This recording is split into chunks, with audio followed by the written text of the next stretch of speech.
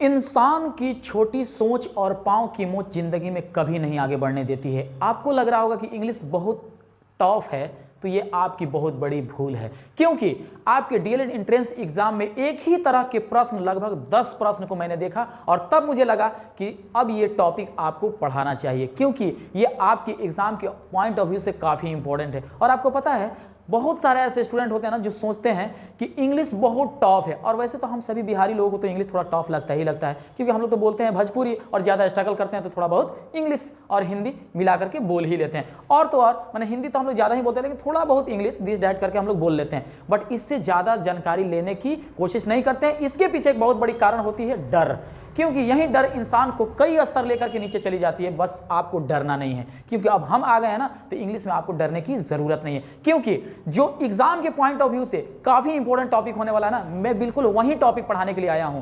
हमने जब देखा आपके प्रीवियस पेपर को ना, तो मैंने बहुत ही क्या बताऊं, मैं शॉक्ड हो गया कि यार एक ही तरह के क्वेश्चन लगातार 10 क्यों पूछ दिया है, क्योंकि बिहारियों का इंग्लिश बहुत कमजोर होता है, इसीलिए डीएलएड एंट्रेंस एग्जाम में बहुत ही आसान इंग्लिश पूछा जाता है। बस एक लॉजिक है, एक ट्रिक है, वो आपको समझ लेना है और समझने के बाद जाना है और आस्तीन चढ़ा करके यूं ऐसे करके आराम से जो है ना आप एग्जाम दे करके आएंगे। और इंग्लिश में मैं बता रहा हूं ना कि इस वीडियो से, चूंकि ये वीडियो थोड़ी सी लंबी हो जाएगी, बट ध्यान में रखिएगा, इस वीडियो से पूरा का पूरा आपका 10 नंबर मिलने वाला है और ये सेशन बहुत ही जबरदस्त होने वाला है। देखिए यहां पर हम लोग देखेंगे कि जितना भी स्टूडेंट है, आप सभी जो डीएलएड एस्पिरेंट है, जो डीएलएड एंट्रेंस की एग्जाम की तैयारी कर रहे हैं ना, आप थोड़ा बहुत भी टेंस जानते होंगे ना, तो इस लॉजिक को समझ लेंगे। अगर नहीं भी जानते होंगे तो मैं टेंस का थोड़ा बहुत इशारा करूंगा और हो सकता है कि आप समझ जाएं। अगर इसके बावजूद भी थोड़ी बहुत दिक्कत हो रही है ना, तो आप हमें कमेंट बॉक्स में बताइएगा, मैं टेंस डायरेक्ट 10 से 15 मिनट में पूरा का पूरा टेंस में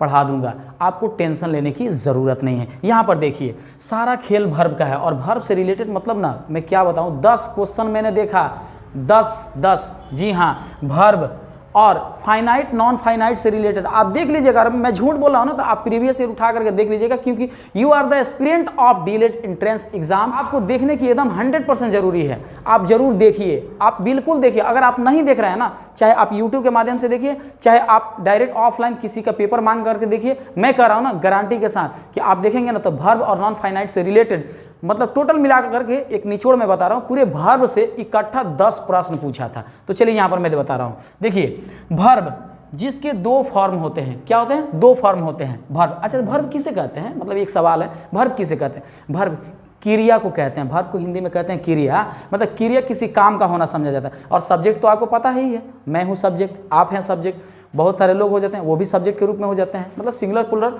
कोई भी हो, सब्जेक्ट के तौर पर हो जाते हैं, ठीक है ना। दुनिया की कोई भी ट्रांसलेशन उठा लीजिए, एक ही लॉजिक काम करता है, subject, helping verb, main verb और ऑब्जेक्ट, ये 3 चीज़ें लगातार रहनी चाहिए। उसके बाद से दुनिया की कोई भी छोटी बड़ी ट्रांसलेशन आप बना सकते हो। खैर मैं उधर नहीं लेकर जाना चाहता हूँ, ट्रांसलेशन बनाने की विधि नहीं समझा रहा हूँ, बस ये समझा रहा हूँ कि स्ट्रक्चर ऑफ द सेंटेंस से रिलेटेड कितने वर्ब के साथ क्वेश्चन उठाता है और किस तरीके से उठाता है, मैं आपसे यही बताने के लिए आया हूँ। यहाँ पर देखिए सबसे पहले समझ लीजिए कि वर्ब क्या है। तो वर्ब तो आप समझ गए, किसी काम का होना, वर्ब मतलब क्रिया। अच्छा वर्ब की पहचान कैसे करेंगे? देखिए जिस शब्द के अंदर ना ने नी आ जाएगा ना, तो समझ लेना कि क्या है, ना ने नी आ जाए तो समझ लीजिएगा कि ये एक वर्ब है। क्या है? वर्ब है। जैसे यहाँ पर देखिए जाना, जाना, खाना, पीना, ठीक है ना, दौड़ना, दौड़ना, सोना, ठीक है ना, उठना, बैठना, पीना, हंसना, हंसाना, जो कुछ भी है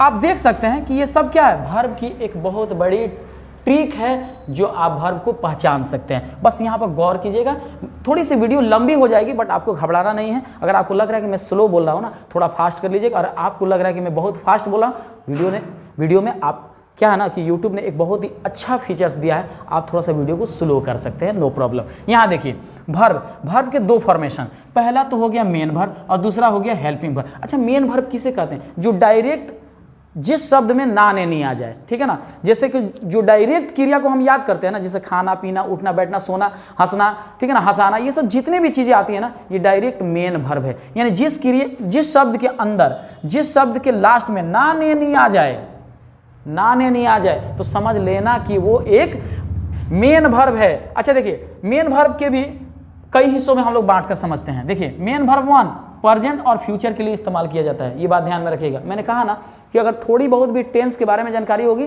तो डेफिनेटली आप इस चीज़ को समझ पाएंगे, otherwise you can not understand this logic. आप समझने की कोशिश कीजिए। ये क्या है? मेन वर्ब वन, यानी वर्ब वन जो हम लोग याद करते हैं, गो माने जाना, कम माने आना, स्लीप मतलब सोना, रन मतलब दौड़ना, जितना भी वर्ब है और जिस रूप में हम याद करते हैं ना, ये सब मेन वर्ब वन है। और याद रखिएगा ये कभी प्रेजेंट और फ्यूचर के लिए इस्तेमाल किए जाते हैं। डायरेक्ट ये डायरेक्ट मेन वर्ब वन जो है ना, मेन वर्ब वन, ये डायरेक्ट किसके लिए याद किया जाता है? प्रेजेंट और फ्यूचर में इस्तेमाल करने के लिए। अब बात करते हैं कि ये V2 क्या है? वर्ब के ऊपर टू, यानी कि वर्ब का दूसरा रूप क्या है? तो ये है आपका पास्ट, जैसे मैंने यहाँ पर लिखा हूँ पास्ट। ये क्या है? पास्ट। और ये कभी भी पास्ट के लिए इस्तेमाल किया जाता है। जरा ध्यान से सुनिएगा। पास्ट कैसे? तो गो का हो गया वेंट, क्या हो गया? गो वेंट, गो का वेंट हो गया, मतलब मैं गया था। इसमें हमेशा था थे थी आएगा, देखिएगा, था थे थी, देखिए ये पास्ट है। अच्छा, वर्ब 3 में क्या आप देखते हैं? वर्ब 3 में देखिएगा, वर्ब 3 में क्या आप देखते हैं? तो ये परफेक्ट देखते हैं। अच्छा, इसका नाम परफेक्ट क्यों पड़ा? कभी आप गौर किए? May I have your attention please.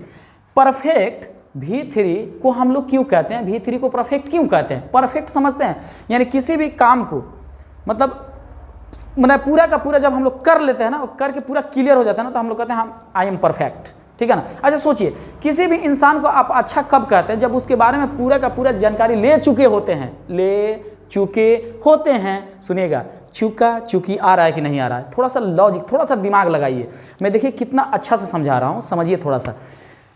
अगर किसी भी व्यक्ति के बारे में आप इस बात को बता रहे हैं कि वो इंसान बहुत अच्छा है, तब आप कह रहे हैं जब उस व्यक्ति के बारे में आप पूरा का पूरा जानकारी ले चुके हैं, उसके बारे में अच्छा से अच्छा जानकारी ले चुके हैं, उसके पूरे गुणवत्ता की जानकारी ले चुके हैं, आ रहा है ना, चुके हैं। तो जब आप किसी भी चीज़ के बारे में पूरा का पूरा जानकारी ले लेते हैं, इसका मतलब कि यू हैव परफेक्ट नॉलेज। जाहिर सी बात है, आपके पास परफेक्ट जानकारी है कि नहीं? इसीलिए वर्ब 3 को हम लोग परफेक्ट के अंतर्गत यूज करते हैं।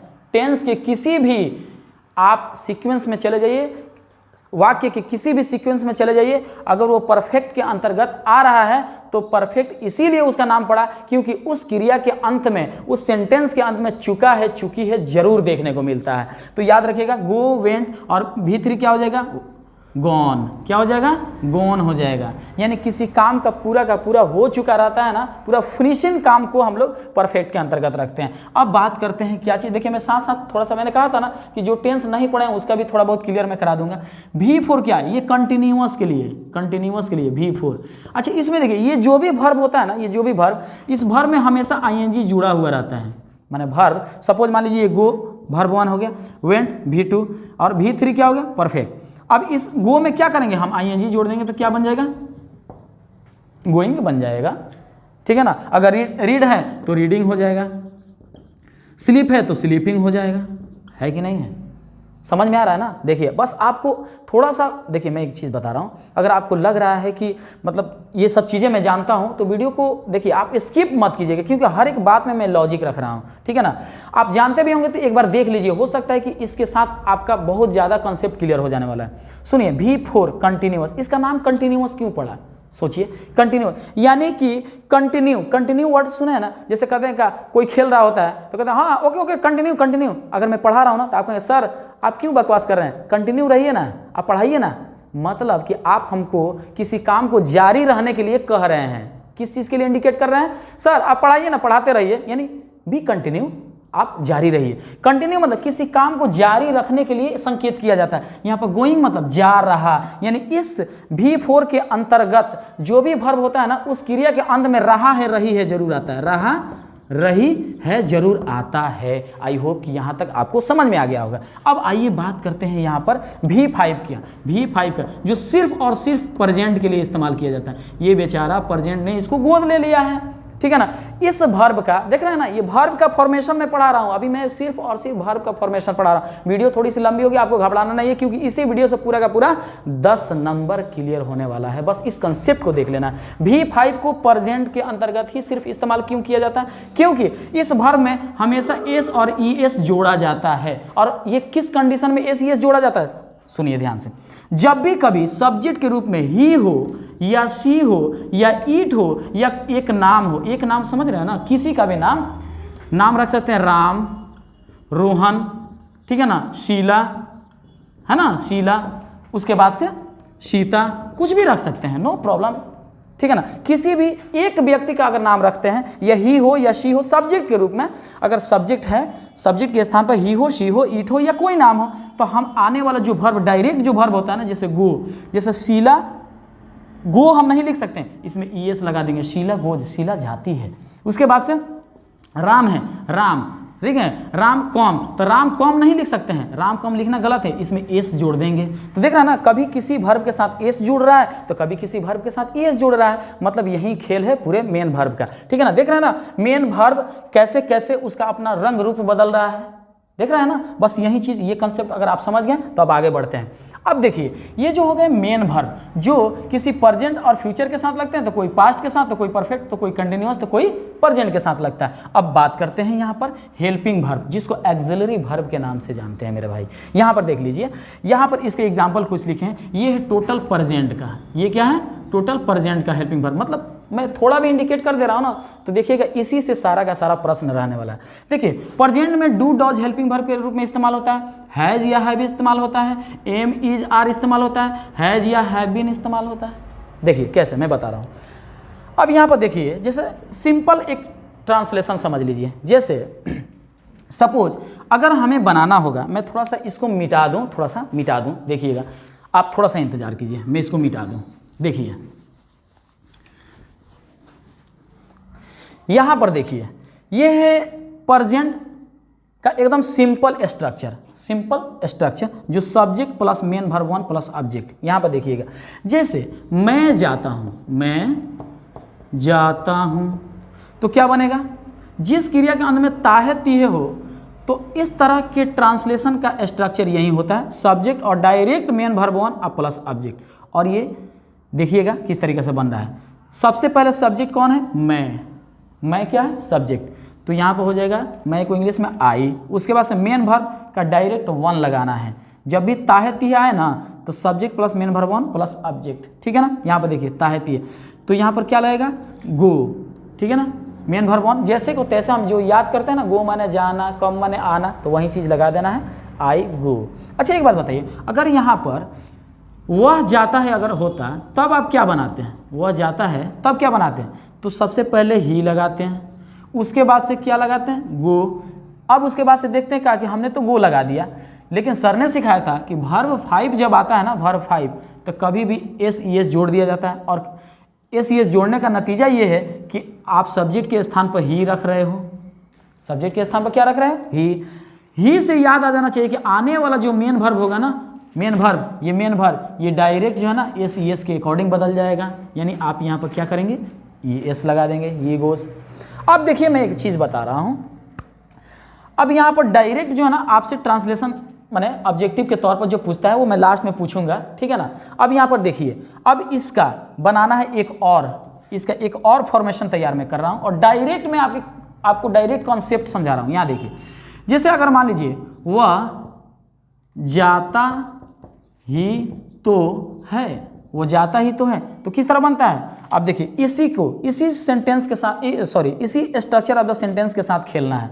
देखिए ये पहले subject plus main verb one plus object था ना, तो अब यहाँ पर इसको बनाइए। इसके लिए क्या बनेगा, structure of the sentence, subject plus do या does plus main verb one plus object. सुनिएगा ध्यान से, सब्जेक्ट प्लस डू या डज, ये हेल्पिंग वर्ब लगा देना है, ये हेल्पिंग वर्ब के तौर पर है। ही तो है को हिंदी में कहते हैं डू या डॉज। जब भी इस तरीके से ट्रांसलेशन आए, ही तो है, ठीक है ना, जैसे वह जाता ही तो है, वो खाता ही तो है, तो ही तो है जब भी आता है, ही तो है जब भी आता है, तो डू या डॉज डायरेक्ट सब्जेक्ट के बाद इस्तेमाल होता है हेल्पिंग वर्ब के रूप में। जैसे देखिए पहले तो बनाएंगे ही, तो हो गया। अब ही के साथ आने वाला जो हेल्पिंग वर्ब है, जैसे डू या डज, तो यहाँ पर डू या डज क्यों लिखे हूँ, क्या डू भी लगा सकते हो, क्या डज भी लगा सकते हो, आपकी मर्जी है, नहीं आपकी मर्जी नहीं है। यहाँ पर जब भी ही सी इट एक नाम आए ना, तो डू में क्या कर लेना है, ई एस जोड़ देना, तो ही डज। अच्छा जाना, तो देखिए जैसे को तैसे बना देगा, जिस तरीके से subject main verb one plus object बना रहे थे, उसी तरीके से बना दीजिए, ही डज गो, वह जाता ही तो है। अब सुनिए, अब इसको इंटेरोगेटिव के तौर पर बनाना है। किस तरह बनाना है? इंटेरोगेटिव के तौर पर। तो देखिएगा, जरा ध्यान से सुनिएगा, ये जो डू डज था ना, बस इसी को बाहर निकाल दीजिए। जब ये बाहर निकालेंगे तो जो बच गया उसको लाइन बाय लाइन से रहने दीजिए। इंटेरोगेटिव बनाने के लिए आप क्या करते हैं? देखिए, इंटेरोगेटिव बनाने के लिए आप क्या करते हैं? तो देखिए, डू या डॉज को बाहर निकाल दिए। अब कौन बच गया? सब्जेक्ट बेचारे बच गया ना, तो subject plus main verb one बच गया ना, लो main verb one plus object हो गया इंटेरोगेटिव बनाने। यानी इंटेरोगेटिव का मतलब क्या हुआ? क्या वाली बात है, क्या वह जाता है? क्या वह जाता है? सुनिएगा, क्या वह जाता है? तो सबसे पहले डू या डॉज में कौन इस्तेमाल करना है? तो ये डिपेंड करता है कि आप माने आने वाला सब्जेक्ट कैसा है। और इससे भी अगर आप नहीं पकड़ पा रहे हैं ना, तो सबसे पहले बना लीजिए, ये क्या को हटा दीजिए और डायरेक्ट सिंपल बना लीजिए, वह जाता है। क्या बनाएंगे? He goes. क्या बनाएंगे? ही गोज, वह जाता है। अब क्या आगे लग गया ना, तो यहां पर देखिए, पहले तो सिंपल था, वह जाता है, क्या चीज? वह जाता है, तो ही गोज, तो वह जाता है मैंने बना दिया। अब क्या बाहर निकल गया ना, इसका मतलब कि डू या डॉज को बाहर जैसे निकालते हैं तो क्या वाली बात आ जाती है। तो हम क्या करेंगे? ही में हम लोग क्या लगा रहे थे? डज, ठीक है ना, तो यहाँ पर डज लगा देंगे, डज ही गो। अब यहाँ पर ये क्या करेंगे? ये हटा देंगे। अब यहाँ देखो, पहले तो हम ही गोज बना रहे थे ना, ही गोज बना रहे थे ना, तो ही गोज तो यहाँ पर हो गया, लेकिन जब यहाँ पर डज लगाएंगे तो हम क्या करेंगे?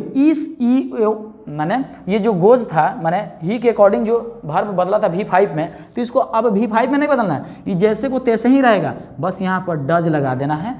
क्योंकि ये जो हेल्पिंग वर्ब था ना, इसी में एस लगाना था, तो डज इधर आ गया, तो डज ही गो, क्या वह जाता है। अब सुनिए, अब इसका निगेटिव बनाना होगा तो कैसे बनेगा? सुनिएगा ध्यान से, एकदम सारा खेल इसी से। पहले क्या था? सुनिए ध्यान से, अब मैं मिटा रहा हूं, थोड़ा सा देखिए।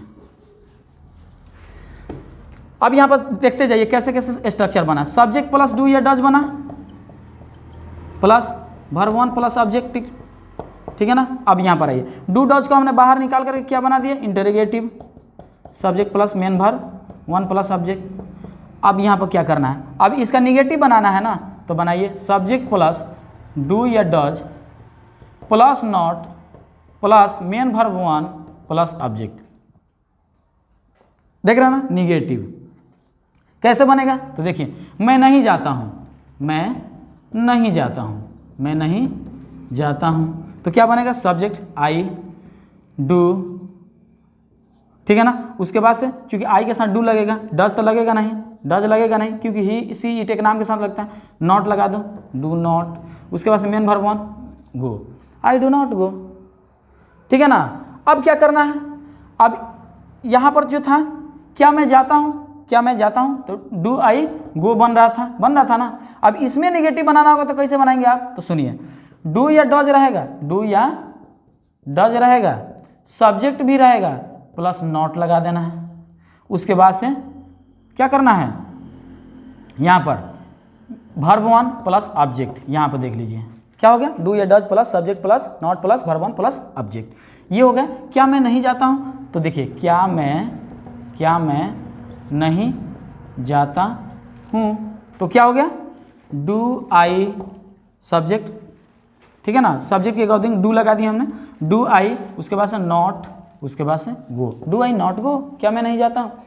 इस तरीके से सारे स्ट्रक्चर ऑफ द सेंटेंस होते हैं, ठीक है ना। अब यहां पर देखिए, फिर आगे खेल खेलिए, देखिए किस तरीके से है। अब ये हो गया ना सारा का सारा, ये हो गया पॉजिटिव, मैं जाता हूं, ये पॉजिटिव हो गया। अब यहां पर बनाना था क्या चीज़? मैं जाता ही तो हूं, तो कैसे बना? सब्जेक्ट प्लस डू या does plus verb one plus object. मैं नहीं जाता हूं तो आई डू नॉट गो, कैसे बना? सब्जेक्ट प्लस डू या does plus not plus main verb one plus object. क्या मैं जाता हूं, तो डू को मैंने बाहर निकाल दिया, यानी इसमें के डू वाला बाहर निकाल दिए, तो डू या does plus subject plus main verb one plus object. अब क्या मैं नहीं जाता हूं, तो डू या डज तो रहेगा, सब्जेक्ट के बाद नॉट लगा दिए, हो गया ये तैयार। इतनी सारी बातें जब आप समझ गए तो अब WH फैमिली से रिलेटेड समझ लीजिए। WH फैमिली से रिलेटेड, WH फैमिली से रिलेटेड, WH नाम क्यों रखा गया? क्योंकि किसी भी, ठीक है ना, WH से रिलेटेड बनने वाले, माने WH के फैमिली में वही मतलब शब्द आते हैं जो WH से तैयार हो, या तो W से नहीं तो A से नहीं तो WH से, तो इसलिए इसका WH फैमिली नाम रखा गया। जैसे कि आप देखिएगा कभी भी आएगा वाई, कभी भी आएगा वाट, कभी भी आएगा वेयर, ठीक है ना, कभी भी आएगा होम, कभी भी आएगा हुज, कभी भी आएगा वाई, सॉरी वाई तो हो गया, वेन, ठीक है ना। तो देख रहे हैं ना WH से सब बन रहा है कि नहीं बन रहा है, सब बन रहा है WH से, इसलिए इसको इस सारे वर्ड को हम लोग क्या करते हैं WH फैमिली के अंतर्गत रखते हैं। अब इस WH फैमिली को इसके साथ, इस स्ट्रक्चर के साथ कैसे इस्तेमाल करते हैं तो सुन लीजिए ध्यान से। देखिए ये जो है ना डू या डॉज जो इंटरोगेटिव वाला, इसी के साथ आप जोड़ेंगे। देखिए अब आप कहेंगे कि सर ये सारी बातें आप क्यों बता रहे हैं, आप थोड़ा सा धीरज तो रखिए, मैं लाइन बाय लाइन से बताते चल रहा हूँ, तब ना बताऊंगा कि इस पर ऑब्जेक्टिव कैसे बनता है, आप लोग घबरा क्यों रहे हैं। देखिए अब WH फैमिली में आ जाइए, WH का कोई भी सेंटेंस ले लीजिए, जैसे वाई ले लीजिए, ठीक है ना, चाहे होम ले लीजिए, चाहे वेयर ले लीजिए, चाहे वेन ले लीजिए, चाहे वेयर ले लीजिए, नो प्रॉब्लम, तो मैं WH ही खाली लिख दिया WH। उसके बाद से डू या डॉज, ठीक है ना, उसके बाद से सब्जेक्ट, उसके बाद से मेन वर्ब 1 प्लस ऑब्जेक्ट। ध्यान दीजिएगा ये है आपका इंटरोगेटिव में पॉजिटिव, जैसे कि मैं क्यों जाता हूँ या किस लिए जाता हूँ, तो मैं सुनिएगा मैं क्यों जाता हूँ, मैं क्यों जाता हूँ, तो देखिए क्यों वाली जब बात आएगी ना ये WH से तो वाई पहले लगेगा क्योंकि WH को पहले इस्तेमाल कीजिए। अब मैं के अकॉर्डिंग डू या डॉज ले लेना है तो आई आ रहा है ना, ठीक है ना, मैं क्यों जाता हूँ वाई, ठीक है ना, तो आई आ रहा है ना सब्जेक्ट के लिए, तो आई के साथ डू लगता है तो डू लगा देंगे क्योंकि WH के बाद डू या डॉज में से कोई एक लगाना है, तो वाई डू आई, उसके बाद से क्या होगा मेन वर्ब 1 लगा दो, वाई डू आई गो, मैं क्यों जाता हूँ। अगर इसका निगेटिव बनाना है ना तो कैसे बनता है WH, ठीक है ना, डू या does plus subject plus not plus verb main verb 1 plus object. मैं क्यों नहीं जाता हूँ, मैं क्यों नहीं जाता हूँ, तो कैसे बनेगा वाई डू, यही चीज़ लिख दीजिए वाई डू आई, ठीक है ना। अब यहाँ पर आई के बाद सब्जेक्ट के बाद क्या कह रहा है नॉट लगाने के लिए, तो यहाँ पर नॉट लगा लीजिए, why do I not go. Getting, ये बातें हैं जो पूरे जो है ना सिंपल प्रेजेंट के साथ साथ प्रेजेंट कंटिन्यूअस के लिए, प्रेजेंट परफेक्ट के लिए भी, या प्रेजेंट परफेक्ट कंटिन्यूअस के लिए भी, मतलब टेंस माने प्रेजेंट में जितने भी आते हैं ना, जिस तरह के सेंटेंस आते हैं ना, सब इसी तरीके से हेर फेर किए जाते हैं। बातें समझ में आ रही है। अब यहाँ पर देखिए कि यहाँ पर आप थोड़ा सा गौर कीजिए, मैं थोड़ा सा अब मिटा रहा हूँ और इसी से रिलेटेड मैं ऑब्जेक्टिव आपसे पूछ रहा हूँ, देखिएगा।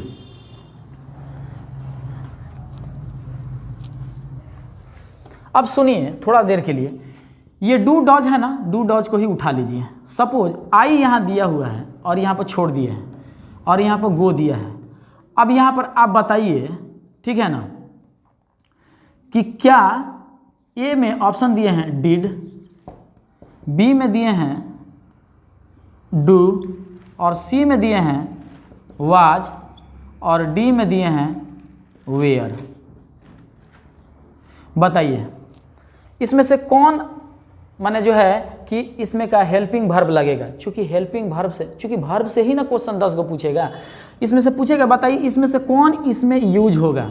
चाहे यहाँ पर वेयर के जगह पर नॉट दे देगा, ठीक है ना, माने नोटा मतलब नॉन ऑफ दीज। अब बताइए इसमें कौन इस्तेमाल होगा, कमेंट बॉक्स में बताइए। देखिए यहाँ पर डू इस्तेमाल होगा, क्यों होगा, क्योंकि मैंने अभी स्ट्रक्चर ऑफ द सेंटेंस इसीलिए बता रहा था ताकि आपको ये कंसेप्ट समझ में आ जाए। देखिए आई डू गो, मैं जाता ही तो, मैंने एक ऐसा मतलब यहाँ पर इसमें से दिए गए ऑप्शन में से ऐसा हेल्पिंग वर्ब भरना है जो भरने के बाद एक सेंटेंस तैयार हो जाए, एक माने करेक्ट सेंटेंस तैयार हो जाए, बस वही चीज़ तो पूछता है। तो यहाँ पर देखिए आई डू भराएगा, अच्छा ही दिया रहेगा और यहाँ पर क्या दिया रहेगा गो, और सपोज ये डिड भी दिया हो, डू भी दिया हो, डज भी दिया हो, वाज भी दिया हो, ठीक है ना। अब बताइए इसमें से कौन भराएगा, तो क्या आप डू भर दोगे, नहीं नहीं नहीं, ही सी इट एक नाम के साथ डज, तो यहाँ पर क्या भराएगा डज। समझ में आ रहा ना, बस आप प्रीवियस ईयर पेपर उठाकर देख लीजिए अगर आपको यकीन नहीं है। इसी तरीके के ट्रांसलेशन पूछे जाते हैं और उसमें फिल करने के लिए दिए जाते हैं। अच्छा सुनिए, कभी कभी तो ऐसे भी ट्रांसलेशन पूछ दिए जाते हैं और उसमें भरने के लिए डायरेक्ट ऑब्जेक्टिव दे देता है ही, ठीक है ना, ही, और यहाँ पर छोड़ देगा, ठीक है ना, और दिया रहेगा इसमें एक में, पहला में दे देगा गोज, बी में दे देगा गो, सी में दे देगा क्या चीज़ वेंट, और डी में दे देगा गॉन। बताइए कौन भराएगा? तो आप ऑप्शन ए के साथ जाएंगे ना। क्यों जाएंगे? क्योंकि ही सी इट एक नाम के साथ वर्ब में आने वाला जो होगा ना वर्ब, उसमें एस या ईएस जोड़ा जाता है, यानी वर्ब का 5 इस्तेमाल होता है, इसलिए आप क्या करेंगे यहाँ पर ईएस जोड़ देंगे। क्या बातें आपको समझ में आ रही है? इसी तरीके से सिंपल प्रेजेंट टेंस के अंतर्गत डू डाई। अच्छा सुनिए, अब आइए हैज हैव वाला कहानी सुन लीजिए। देखिए अब यहाँ पर अब डायरेक्ट लॉजिक समझिए, क्योंकि मैंने थोड़ा बहुत एक मैंने सिंपल प्रेजेंट टेंस के अंतर्गत बनने वाले ट्रांसलेशन को थोड़ा सा हिंट्स कर दिया। अब इसी से रिलेटेड चाहे प्रेजेंट हो, चाहे पास्ट हो, चाहे फ्यूचर हो, देखिए आप लोग you are the aspirant of DElEd entrance exam और यू आर प्रिपेयरिंग ऑलरेडी, तो आपको तो इतना जरूर होना चाहिए कि आप इस हेल्पिंग वर्ब्स के सहारे जितने भी सेंटेंस टेंस के अंतर्गत आप पढ़े होंगे या नहीं भी पढ़े होंगे, तो आप उसको एक बार मतलब कहीं पढ़ करके किताब कॉपी वगैरह में बढ़िया से रखे होंगे, तो आप उसको निकाल कर एक बार देख लीजिए, टेंस को क्लियर कर लीजिए। अगर नहीं क्लियर हो रहा है तो आप हमें बताइए, हम टेंस पढ़ा देंगे आपको। मतलब 10 से 15 मिनट का वीडियो बनेगा और पूरे का पूरा टेंस खत्म कर देंगे। आप उसको जरूर देख लीजिएगा, तभी जाकर के ये लॉजिक समझ में आएगा। क्योंकि अगर हम टेंस पूरा पढ़ाने लगेंगे ना तो पूरा का पूरा वीडियो बहुत लंबा हो जाएगा। अब यहाँ पर लॉजिक समझ लीजिए, कभी भी सब्जेक्ट के बाद, ठीक है ना, डू या डॉज इस्तेमाल होता है। अब डायरेक्ट लॉजिक समझिए, अब डायरेक्ट लॉजिक समझना है। सब्जेक्ट के बाद जब भी डू या डॉज इस्तेमाल होता है तो हमेशा वर्ब वन रहेगा। Are you getting? समझिए इस बात को, बहुत आसान है। कभी भी डू या डॉज रहे तो वर्ब वन इस्तेमाल होगा, कभी भी वर्ब टू इस्तेमाल नहीं होगा, कभी भी वर्ब थ्री इस्तेमाल नहीं होगा। समझ में आ रही है बात? चलिए, ये वर्ब वन इस्तेमाल होगा। अब आइए, सब्जेक्ट के बाद अगर हैज हैव आ जाए तो क्या इस्तेमाल होगा? हमेशा V3 इस्तेमाल होगा। सुनिएगा, हैज हैव अगर आ जाए तो क्या इस्तेमाल होगा? V3। जैसे आपको ऑब्जेक्टिव में पूछ सकता है, मैं हिंट्स भी दे करके चल रहा हूँ। सुनिए, जैसे आई हैव दिया रहे और यहाँ पर छोड़ दे और बोलेगा कि यहाँ पर भरिए, कौन सा वर्ब भराएगा, और यहाँ पर ऑप्शन दिया रहे इट, बी में दिया रहे गोन, और सी में दिया रहे एट, और डी में दिया रहे स्लीप। बताइए क्या भराएगा?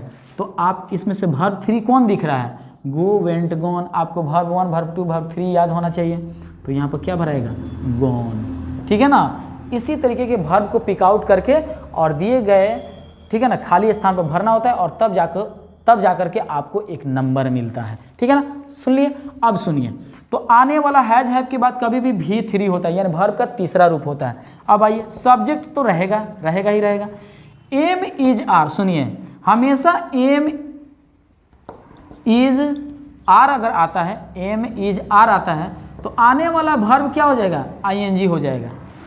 क्या हो जाएगा? ING हो जाएगा। अब मैं थोड़ा सा ब्लफ करने वाला क्वेश्चन मैं आपसे पूछ रहा हूँ। मैंने तो ये बता दिया, अगर आप थोड़ा बहुत टेंस पढ़े होंगे तो जरूर बता देंगे। सुनिए, कहाँ से घुमा कर क्वेश्चन पूछता है, सुनिएगा, वीडियो को स्किप नहीं करना। सुनिए, जैसे सपोज दे दिया है आई एम, और यहाँ पर दे दिया है ए में दे दिया कॉलिंग, सुनिए, नहीं, कॉल दे दिया, बी में दे दिया कॉल्स, सी में दे दिया कॉल्ड, और डी में दे दिया नॉन ऑफ दिस। बताइए क्या होगा? आई एम, कॉल दे दिया है, कॉल्स दे दिया है, कॉल्ड दे दिया, और नॉन ऑफ दीज। आप इसमें से नॉन ऑफ दीज भी चुन सकते हैं, तो कमेंट करके बताइए, कमेंट करके बताइए। देखिए, नॉन ऑफ दीज तो होगा नहीं। क्यों? क्योंकि देखिए, एम इज आर के बाद डायरेक्ट वर्ब 3 भी इस्तेमाल किया जाता है। ये पैसिव वॉइस है, आप पढ़े होंगे ना, तो देखिए डायरेक्ट यहाँ पर आई, अगर यहाँ पर कॉलिंग रहता ना, कॉलिंग, तब तो हम लोग चुन लेते, लेकिन आपको इतना आसान थोड़ी देगा, थोड़ा सा तो लपेटने की कोशिश करेगा ताकि आपका एक नंबर खा जाए वो। सुनिए, कॉलिंग अगर नहीं दिया रहेगा तो सुनिएगा ध्यान से, यही तो लॉजिक में बता रहा हूँ। एम इज आर के बाद अगर V3 भी देखने को मिल जाए तो आप उसको जरूर लगा दीजिएगा। यहाँ पर डायरेक्ट कॉल्ड लिखिए, और आई एम कॉल्ड का मतलब होता है मुझे बुलाया जाता है। क्या होता है? आई एम कॉल्ड का मतलब मुझे बुलाया, चूंकि इससे भी एक ट्रांसलेशन बन जा रहा है। आई एम कॉल्ड का मतलब होता है मुझे बुलाया जाता है। ठीक है ना? ये बातें क्लियर हो गई। तो यहाँ पर सुनिए, subject plus am is are के बाद वर्ब में आईएनजी लगने के साथ साथ अगर V3 भी दिखाई दे दे तो आपको लगा लेना। तो ये हो गई कहानी खत्म। अब सुनिए, आई के साथ एम लगता है, ही के साथ इज लगता है और दे के साथ प्लुरल के साथ आर लगता है। ये तो आपको बात क्लियर है और मुझे ये बताने की कोई ज़रूरत नहीं। अब आइए हैज हैव बीन के, सुनिए, ठीक है ना। अब यहाँ देखिए, जिस तरीका से यहाँ पर वर्ब में आईएनजी लग रहा था उसी तरीके से यहाँ पर भी होगा। सब्जेक्ट में, सब्जेक्ट के बाद अगर हैज या हैव बीन आ जाए तो वर्ब में क्या हो जाएगा, आने वाला वर्ब फोर हो जाएगा, मतलब वर्ब में आईएनजी लग जाएगा, यानी कंटिन्यूअस वाला वर्ब लगेगा, यानी वर्ब में आईएनजी लगेगा। और आपको क्या लग रहा है, आपको क्या लगता है कि यहाँ पर V3 इस्तेमाल नहीं हो सकता है? बिल्कुल हो सकता है, यहाँ पर भी V3 इस्तेमाल हो सकता है। बातें समझ में आ रही है ना। ये चीज़ें हो गई क्लियर। तो ये हो गई बात प्रेजेंट की। अब बात करते हैं डिड और वाज वेयर और हैड बीन को हम समझा देते हैं। बस वीडियो में बने रहिए और देखिए, आप लोगों से एक छोटा सा रिक्वेस्ट है कि अगर आप लोगों को ये सेशन बहुत अच्छा लग रहा है ना, तो आप लोग प्लीज़ प्लीज़ प्लीज़ प्लीज़ जितना जल्दी हो सके आप वीडियो को लाइक कर दीजिए और फटाफट जब तक मैं मिटा रहा हूँ ना बोर्ड पर और दूसरा चीज़ लिखने के लिए मैं तैयार हूँ ना, तब तक आप वीडियो को शेयर कर दीजिए। यहाँ पर देखिए, अब बात करते हैं पास्ट की, ठीक है ना। पास्ट में होने वाले हेल्पिंग वर्ब, अगर सब्जेक्ट के बाद डायरेक्ट वर्ब टू आ जाए और ऑब्जेक्ट आ जाए तो थोड़ा सा मैं पास्ट का भी मैं थोड़ा सा समझा दूं। देखिए, इसमें क्या होता है ना कि सब्जेक्ट के बाद डायरेक्ट V2 इस्तेमाल किया जाता है। सब्जेक्ट के बाद डायरेक्ट वर्ब टू इस्तेमाल किया जा सकता है। जिस तरीके से प्रेजेंट में सब्जेक्ट के बाद डायरेक्ट मेन वर्ब इस्तेमाल हम लोग कर रहे थे, उसी तरीके से सब्जेक्ट के बाद डायरेक्ट वर्ब टू भी इस्तेमाल हम लोग कर सकते हैं। समझ रहे हैं ना। यहाँ पर सुनिए, जैसे आई के बाद डायरेक्ट गो का V2 क्या होगा, वेंट हो जाएगा। आई वेंट, मैं जाता था, ठीक है ना। लेकिन मैं जाता ही तो था, तो सब्जेक्ट के बाद डिड लगेगा प्लस यहाँ पर क्या हो जाएगा, main verb one plus object. क्यों? क्योंकि ये जो वर्ब टू यहाँ पर जो डायरेक्ट होता था ना, अब ये वर्ब टू का काम डू का वर्ब टू डिड हो गया, ठीक है ना। I did go, I did go, ठीक है ना। समझ रहे ना, आई डिड गो। अगर आपसे पूछ ले कि आई और यहाँ पर गो दिया रहा है और यहाँ पर ऑप्शन में दे दे डू, ठीक है ना, सॉरी डू तो नहीं देगा, डज दे दें, बी, अगर यहाँ पर डिड दे दें, ठीक है ना, और यहाँ पर दे दें हैव दे दें और डी में दे दें हैज, क्या भरेंगे आप? हैज तो नहीं भरेंगे, क्योंकि हैज हैव के बाद आने वाला वर्ब थ्री होता है। समझ रहे हैं ना लॉजिक को, बहुत आसान है। हैज हैव के बाद मैंने अभी थोड़ा देर पहले बताया कि हैज हैव के बाद आने वाला V3 ही होता है, आने वाला वर्ब 3 में ही बदल जाता है। तो यहाँ पर तो हैज हैव तो होगा नहीं, चलो ये भी कट गया। डज तो होगा नहीं, क्योंकि सब्जेक्ट की जगह पर आई है। अगर ही सी इट या एक नाम होता ना, तब तो आप लगा सकते थे, कोई दिक्कत नहीं था। लेकिन यहाँ पर ये भी होगा नहीं, तो होगा डीड, यानी यहाँ पर क्या हो जाएगा, डीड। तो समझ में आ रहा है ना ये सेशन कितना अच्छा से मैं समझा रहा हूँ। बस आप लोग का इतना ना कमेंट आ रहा था कि मुझे मजबूरन इस वीडियो को बनाना पड़ गया, और बहुत आसान है। बस आपको वीडियो को स्किप नहीं करना, बस लाइन बाय लाइन से समझना है। सुनिए, तो यहाँ पर मैं जाता ही तो था, क्योंकि देखिए आई डिड गो का मतलब क्या हो गया, मैं जाता ही तो था, तो आई डिड गो। अच्छा, डिड को बाहर निकाल देते हैं, तो यहीं जिस तरीके से प्रेजेंट और प्रेजेंट का इंटरोगेटिव और निगेटिव और कंटिन्यूअस वगैरह जो बना रहे थे ना, उसी तरीके से सेम इसमें भी बनेगा। सुनिए, क्या मैं जाता था, तो डिड आई गो कैसे बना, डिड पहले निकल गया, प्लस सब्जेक्ट प्लस, ठीक है ना, main verb one plus subject, ठीक है ना। तो यहाँ पे देखिए डिड हो गया, क्या मैं आई हो गया, डिड आई गो, क्या मैं जाता था, डिड आई गो, क्या मैं पढ़ता था, डिड आई रीड, क्या मैं सोता था, डिड आई स्लीप, क्या मैं सोचता था, डिड आई थिंक। ये सब चीज़ें हैं। तो ये रही बात। अब आइए हम आपको इसके साथ जो भी यूज होने वाला है और जिस तरीके से वर्ब का इस्तेमाल होता है वो चीज़ मैं बता दूं आपको। सुनिएगा, अब डिड हो गया, तो डिड के साथ किस किस तरीके से इस्तेमाल होगा वो तो आप वर्ब समझ गए। अब आइए was were, subject plus was were. जब भी सब्जेक्ट के बाद वाज वेयर देखने को मिले तो याद रखिएगा इसमें भी V4 इस्तेमाल किया जाता है, यानी वर्ब में आईएनजी लगा दिया जाता है।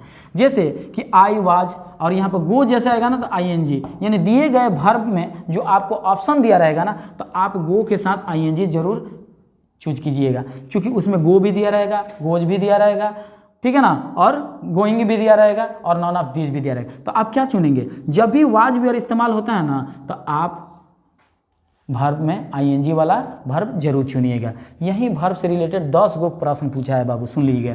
अब बताइए कि क्या V3 इस्तेमाल हो सकता है? काहे नहीं हो सकता है? जैसे मैंने आपको बताया एम इज आर के साथ अगर वर्ब 4 के साथ वर्ब 3 भी इस्तेमाल हो सकता है तो बिल्कुल हो सकता है। यहाँ पर मुझे बुलाया जाता था, ठीक है ना, सॉरी, जिस तरीके से मुझे बुलाया जाता है तो उसी तरीके से मुझे बुलाया गया, तो आई वाज क्या हो जाएगा? आई वाज कॉल्ड हो जाएगा। डायरेक्ट V3 इस्तेमाल हुआ कि नहीं? वाज वेयर के बाद direct V3, I was called, मुझे बुलाया गया, ठीक है ना। ए मीटिंग वाज कॉल्ड, एक मीटिंग बुलाई गई। यू वेयर कॉल्ड, आपको बुलाया गया, ठीक है ना। जिस तरीके से एम इज आर के साथ subject plus am is are plus direct V3 हम इस्तेमाल कर ले रहे थे, उस तरीके से इसके साथ भी ये लागू होगा। अब आइए, ठीक है ना, ये वाज वेयर की कहानी खत्म, यानी आने वाला वाज वेयर के बाद V4 भी इस्तेमाल हो सकता है और V3 भी। तो दिए गए ऑप्शन को आप चुन लीजिएगा, जरूर चुन लीजिएगा। और मैं यहाँ हिंट्स भी दे दे रहा हूँ, जैसे आई के साथ चाहे 100 मान लीजिए कि दे दिया है, दे, और यहाँ पर दिया है, सपोज मान लीजिए गॉन दिया है, और यहाँ पर ऑप्शन दिया है, देखिए दे और गॉन दे दिया है। यहाँ पर क्या दिया है? वेयर, बी में दिया है इज, ठीक है ना, इसमें दिया है एम, और डी में दिया है, सुनिएगा ध्यान से,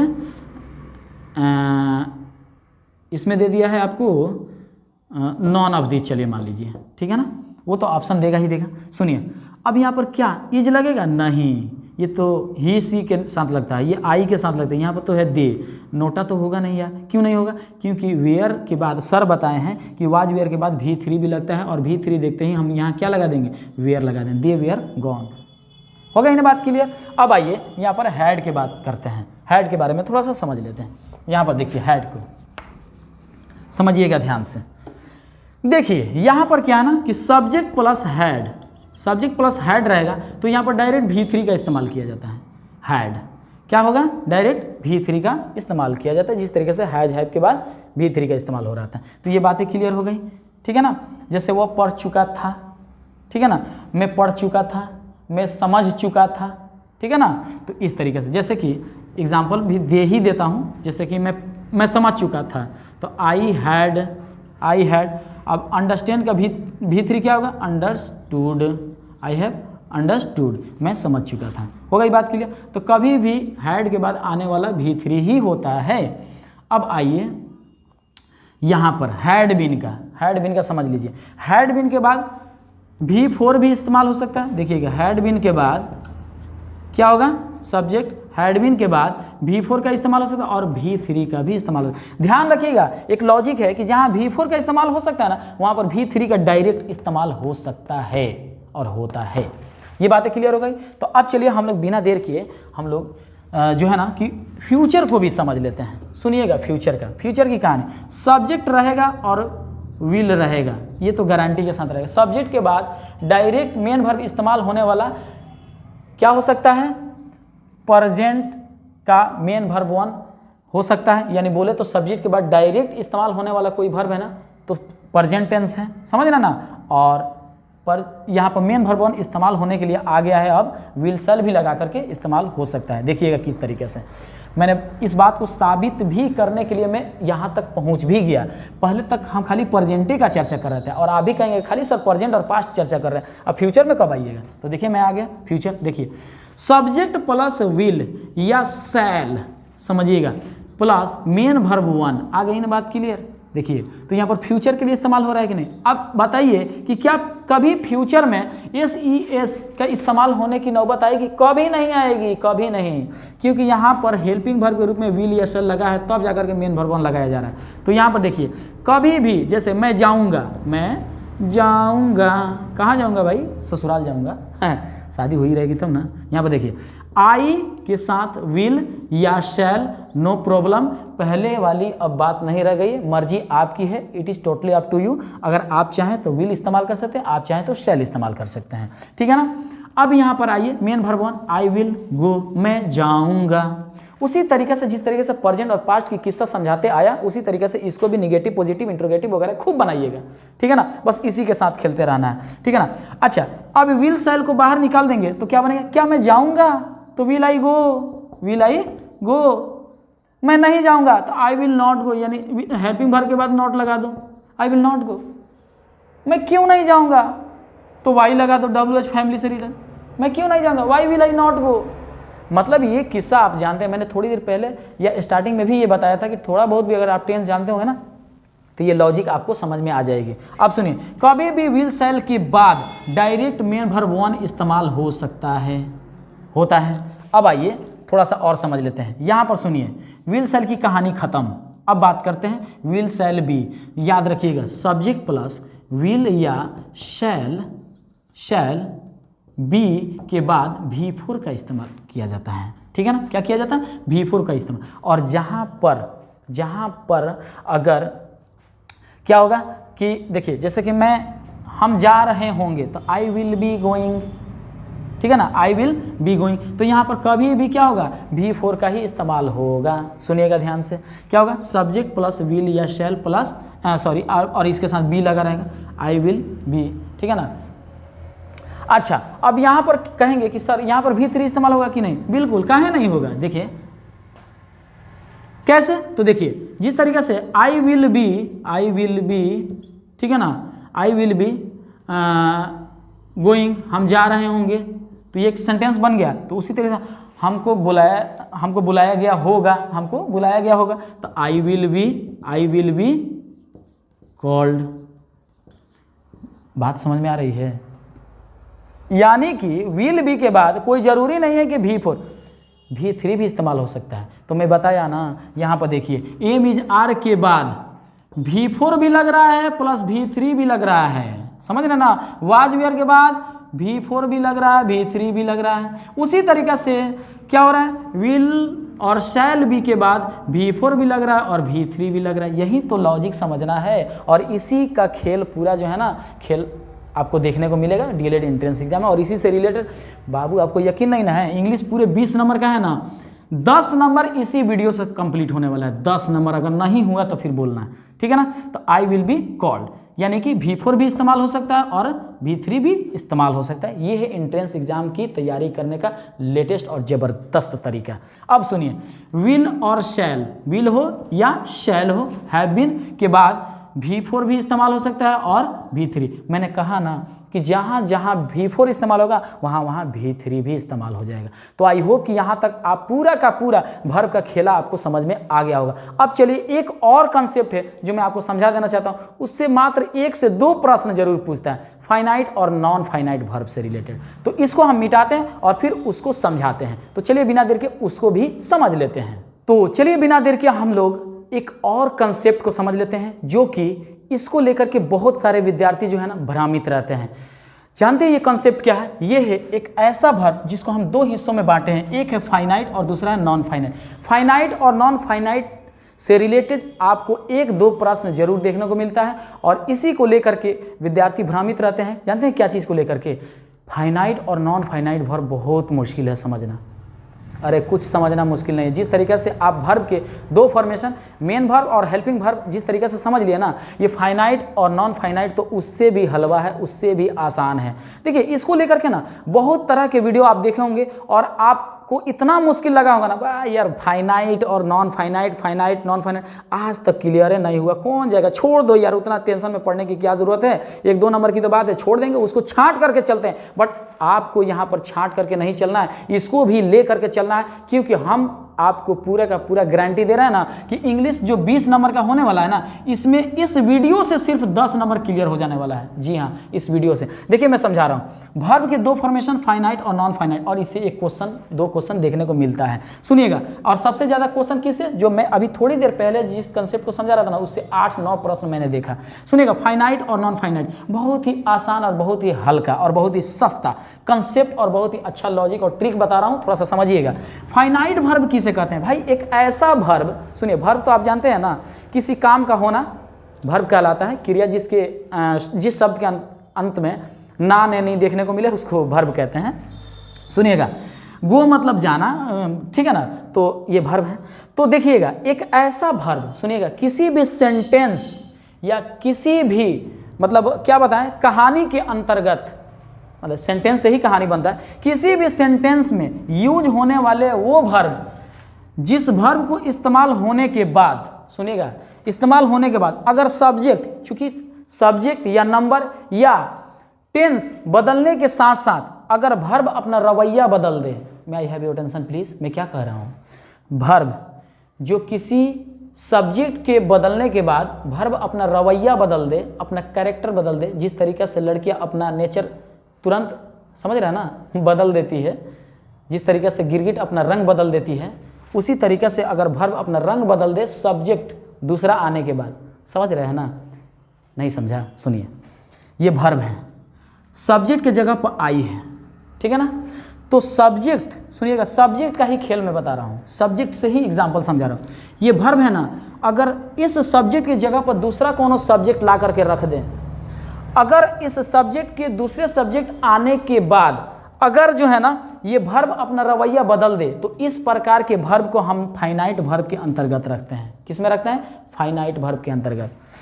यानी कि एक ऐसा वर्ब जो किसी सेंटेंस के अंतर्गत इस्तेमाल हुआ हो और उस सेंटेंस के अंतर्गत जिस सब्जेक्ट का इस्तेमाल किया गया, सब्जेक्ट हटाने के बाद दूसरा सब्जेक्ट लाकर रख दिया जाए और वर्ब अपना रवैया चेंज कर ले, अपनी दशा को चेंज कर ले, तो इस प्रकार की वर्ब को हम लोग फाइनाइट वर्ब कहते हैं। और मैंने लड़कियों से एग्जाम्पल क्यों दिया?